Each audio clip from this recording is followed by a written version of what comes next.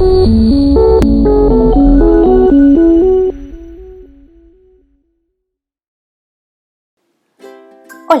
hoy vamos a hablar de tipos de fuerzas y vectores.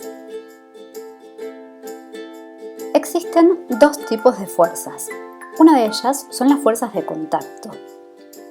En las fuerzas de contacto, los cuerpos deben estar en contacto para que se produzcan los efectos de dichas fuerzas. Podemos encontrar la fuerza de rozamiento, también llamada roce o fricción. Es la fuerza producida cuando uno de los cuerpos en contacto tiende a deslizarse sobre la superficie del otro. Por ejemplo, cuando esquiamos, cuando andamos en patines, si arrastramos un juguete. En todos esos casos vamos a notar el efecto del roce hasta el momento en que el cuerpo que recibe esa fuerza contraria se detiene. También se encuentra la fuerza normal. Es la fuerza ejercida por una superficie sobre el objeto que está apoyado en ella. Es de la misma magnitud que el peso del cuerpo, pero de sentido opuesto. En esta imagen se representa la normal con la letra N, con un vector azul, mientras que en sentido contrario vemos que se encuentra la fuerza del peso. En este caso vemos el peso de una persona ejercido contra una pared o superficie y la normal ejercida en forma perpendicular a esa persona. También encontramos la presión.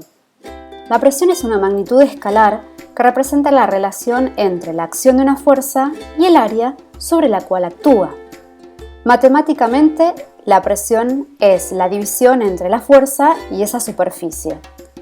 Las unidades más comunes de presión son milímetros de mercurio, atmósferas, pascales, hectopascales, newton sobre metro cuadrado, newton sobre centímetro cuadrado. Un pascal equivale a un newton sobre metro cuadrado. A mayor área o superficie, menor será la presión ejercida por una misma fuerza. También podríamos decir que cuanto menor sea la superficie de apoyo, mayor va a ser la presión ejercida.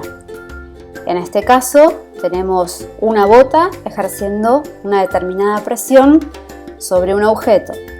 Si tuviéramos un zapato de taco, la superficie de apoyo es menor, por lo tanto la presión ejercida será más grande.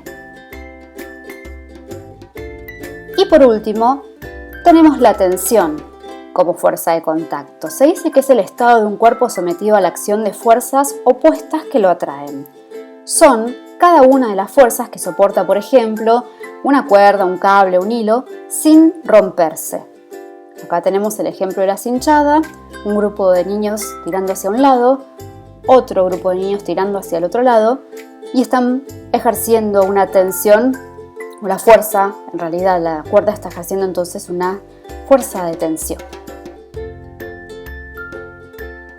El otro tipo de fuerzas se denomina a distancia. En este caso son fuerzas que actúan sin necesidad que los cuerpos estén en contacto. Encontramos el peso. Es la fuerza que experimenta un cuerpo cuando interactúa con el campo gravitatorio de un cuerpo de mayor masa. El peso se expresa como el producto entre la masa de ese objeto o cuerpo por la gravedad.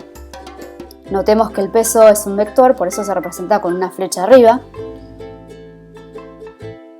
En el caso de la superficie terrestre se considera que la aceleración gravitatoria en promedio es de 9,8 metros sobre segundo cuadrado. Por lo tanto, si conocemos la masa del objeto y lo multiplicamos por ese valor, tendremos su peso.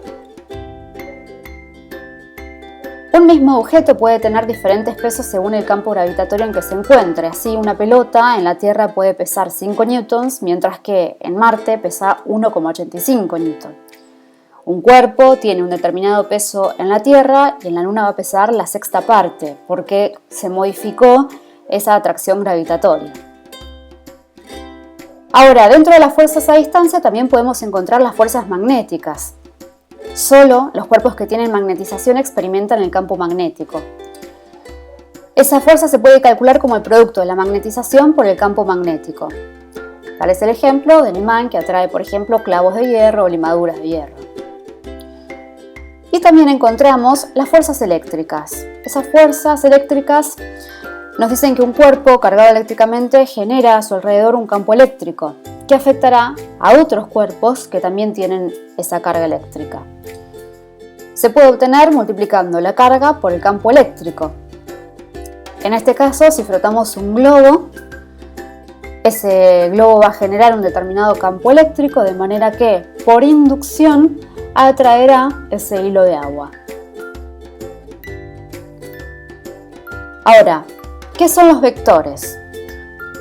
Los vectores son segmentos orientados que ayudan a representar a través de esquemas a las fuerzas. Las fuerzas no se ven, solo lo que se puede observar son los efectos que producen. Uno de los elementos del vector son la dirección.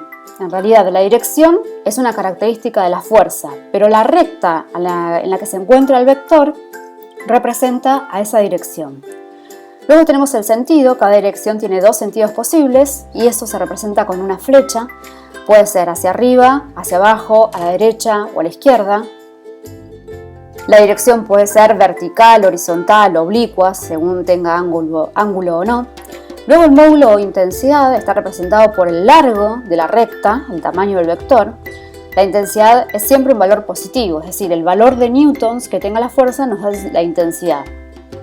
Y luego el punto de aplicación es el punto donde se origina la fuerza, donde se aplica, donde comienza el vector. En este esquema tenemos, por ejemplo, una fuerza que es horizontal dirigida a la derecha. El punto de aplicación se ve en color rojo. Luego tenemos la dirección en línea punteada que nos indica que es horizontal. El sentido está dado por la punta, es decir, la flecha que está orientada a la derecha. Y el módulo es el largo de ese vector. Acá tenemos otro caso de una fuerza cuando pateamos una pelota. Y lo mismo, tenemos el sentido que va hacia arriba, la dirección en este caso es oblicua, tiene un determinado ángulo. Luego aparece el módulo y también el punto de aplicación donde impactamos la pelota. Y en este caso aparecen tres vectores. En color violeta tenemos un vector orientado hacia abajo con un determinado ángulo. En color azul tenemos un vector que está en dirección vertical, a veces hacia arriba, a veces hacia abajo, y va variando su módulo. Y luego en color verde tenemos un vector que va apuntando a distintos lugares y prácticamente mantiene el módulo. También va variando el ángulo. ¿Cómo dibujamos los vectores? Por ejemplo, sabiendo que F1 es vertical hacia abajo y vale 5.000 newtons, primero elegimos una escala que sea coherente para poder dibujar el vector en el lugar de trabajo, sea un papel, una computadora, donde sea. En este caso decimos que cada centímetro de la hoja puede equivaler a 1000 newton. Entonces la escala va a ser cada centímetro 1000 newton. Luego calculamos el largo del vector. Para eso aplicamos, por ejemplo, una regla de 3 y obtenemos que en este caso nos va a quedar un vector de 5 centímetros. En tercer lugar, dibujamos el punto de aplicación y teniendo en cuenta la dirección, con una regla medimos la longitud del vector para poder marcarlo, es decir, marcar en este caso esos 5 centímetros. Luego, agregar la flecha en el otro extremo del vector respetando el sentido, si es hacia arriba, hacia abajo, derecha o izquierda. Entonces, dibujamos el punto de aplicación en el plano. Sabemos que la dirección era vertical, respetando los 5 centímetros. Y como iba hacia abajo, marcamos entonces el sentido. Este es el punto de aplicación. Aquí tenemos la dirección vertical. Este es el sentido, es decir, la flecha. Y por último, el módulo o tamaño del vector que nos da la intensidad de la fuerza. Para representar una fuerza que tiene un determinado ángulo, procedemos de la siguiente manera. Para graficar una fuerza que en este caso llamamos F2, que tiene una intensidad de 12.000 newtons y la dirección está dada por 120 grados, lo primero que hacemos es definir una escala coherente. Por ejemplo, decimos que cada 1000 newtons tenemos 1 centímetro de nuestra hoja de trabajo. Si tenemos que llegar a 12.000, por regla de 3 simple, 12.000 por 1 dividido 1000, nos da que en total el módulo para ese vector va a ser de 12 centímetros. El próximo paso va a ser definir un punto de aplicación donde vamos a comenzar ese vector, puede ser en cualquier lugar del plano, por ejemplo este. Luego apoyamos el transportador, en el centro del transportador va a ir en el punto de aplicación y allí definimos dónde están los 120 grados. Marcamos aproximadamente acá. Con la regla vamos a medir el módulo del vector 12 centímetros. 12 centímetros aproximadamente llegan aquí. Con la misma regla, lo que hacemos es unir el punto de aplicación con el extremo, marcamos la flecha y eso nos da el sentido de la fuerza. Entonces, tenemos una fuerza de 12.000 newtons, este es el módulo del vector, que forma con respecto al horizontal un ángulo de 120 grados y su sentido es hacia arriba.